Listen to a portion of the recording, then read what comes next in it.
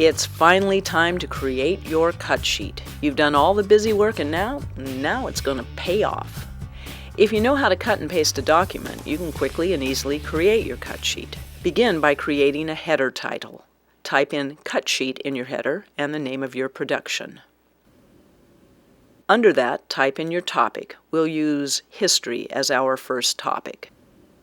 Now, referring back to your transcript, copy and paste the tape number and the identification of your interviewee. Be sure to include the timecode numbers as well. Next, find your first soundbite that refers to the topic of history. Copy and paste it along with the timecode onto your history cut sheet.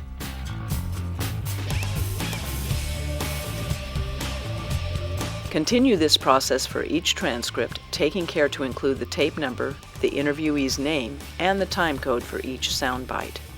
And you'll do this for each topic. In our fourth and final lesson, we'll organize all of your soundbites into a paper edit. That's coming up.